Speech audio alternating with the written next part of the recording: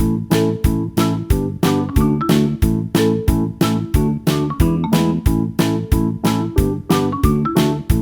बच्चों, कैसे हैं आप सभी। मैं आशा करती हूँ आप सभी लोग स्वस्थ और प्रसन्न होंगे। आज हम हमारा पाठ काल टेंस को पढ़ेंगे और समझेंगे। तो आइए इस पाठ को प्रारंभ करते हैं। काल के द्वारा हमें समय का पता चलता है, इसीलिए हमारे काल को 3 भागों में वर्गीकृत किया गया है। भूतकाल, वर्तमान काल तथा भविष्य काल। काल के 3 भेद होते हैं। काल से बीते हुए समय जो कि भूतकाल कहलाता है, वर्तमान समय जो कि अभी चल रहा है तथा भविष्य काल जो आने वाला समय है, उनका हमें पता चलता है। तो जो समय जो कार्य होता है वो काल के हिसाब से हम निर्धारित करते हैं। यदि वो कार्य हो चुका होता है तो भूतकाल, चल रहा है तो वर्तमान काल तथा अब आगे होगा तो वह भविष्य काल में आएगा। आइए पढ़ते हैं। कल तेज आंधी आई थी, आज सुबह से वर्षा हो रही है, कल हमारा विद्यालय बंद रहेगा। इन तीनों वाक्यों को पढ़ने से हमें पता चल रहा है कि आई थी मतलब आकर चली गई, बंद हो गई, अब नहीं चल रही है, यानी यह भूतकाल का वाक्य है। आज सुबह से वर्षा हो रही है, यानी वर्षा अभी चल रही है, वर्तमान काल का बोध हमें करा रही है। तथा कल हमारा विद्यालय बंद रहेगा, यानी यह कल होने वाला है, यानी यह भविष्य काल को दर्शा रहा है। ऊपर दिए गए वाक्यों को पढ़ने पर उनमें प्रयोग की गई क्रियाएं आई थी, हो रही है तथा रहेगा से पता चल रहा है कि क्रिया के होने का समय क्या है। हमें पता चल रहा है कि वो भूतकाल था, भविष्य काल था या वर्तमान काल था। आई थी क्रिया शब्द क्रिया के हो चुकने का संदेश दे रहा है, यानी कार्य हो चुका है। हो रही है में क्रिया अभी चल रही है का पता चल रहा है तथा रहेगा शब्द में आने वाले समय का बोध हमें हो रहा है। अतः ये सभी क्रियाएं क्रिया के काल अर्थात समय की सूचना दे रहे हैं। काल का अर्थ होता है समय, यानी टाइम। अतः हम काल को परिभाषित कर सकते हैं कि क्रिया के जिस रूप से काम के करने या होने का समय का बोध होता है उसे काल कहते हैं। काल को 3 भागों में वर्गीकृत किया गया है। काल के भेद कितने हैं? 3 भेद है, वर्तमान काल, भूतकाल, भविष्य काल। सबसे पहला है हमारा भूतकाल। क्रिया के जिस रूप से कार्य के बीते हुए समय में कार्य के होने का पता चल जाता है कि काम हो चुका है, तो वह भूतकाल में आता है। क्रिया के जो रूप उसके बीते हुए समय में होने का बोध कराता है उसे भूतकाल कहते हैं। उस रूप को भूतकाल कहा जाता है। जैसे कि उदाहरण के लिए डॉक्टर राजेंद्र प्रसाद भारत के प्रधानमंत्री थे।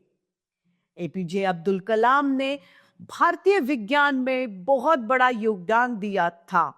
इन दोनों वाक्यों से कार्य के होने का, बीते हुए समय में होने का बोध हो रहा है, अतः ये भूतकाल के उदाहरण है।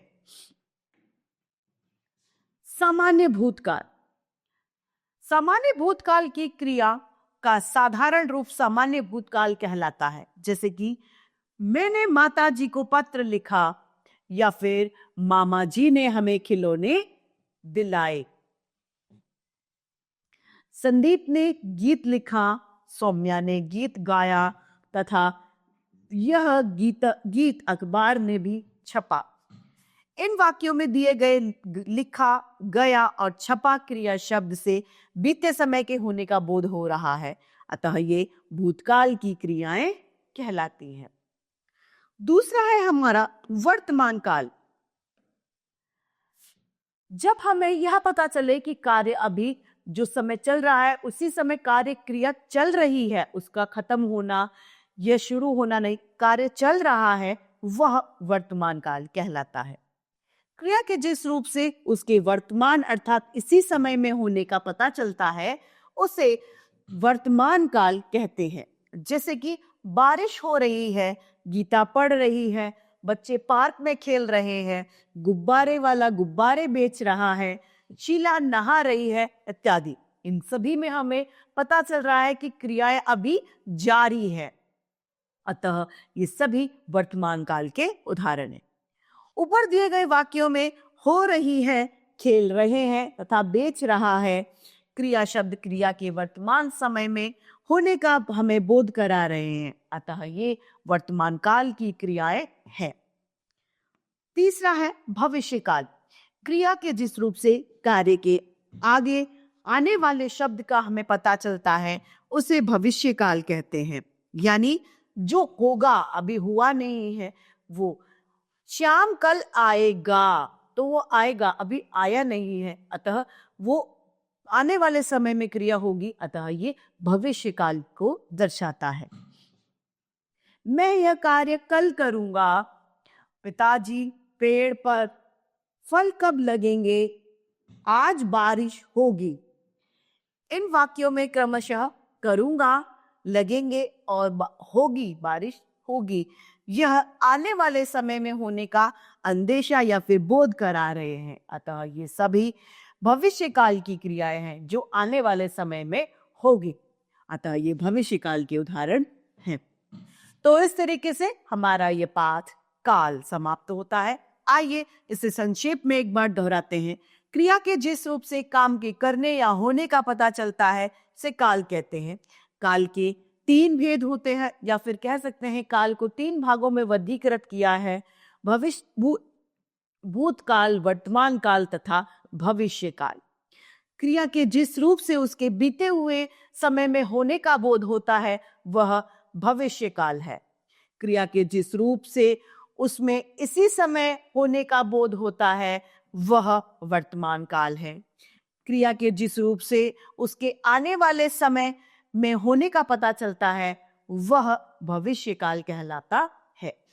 तो इस तरीके से हमारा यह पाठ काल समाप्त होता है। मैं आशा करती हूं आप सभी लोगों को यह पाठ भली भांति रूप से समझ में आया होगा।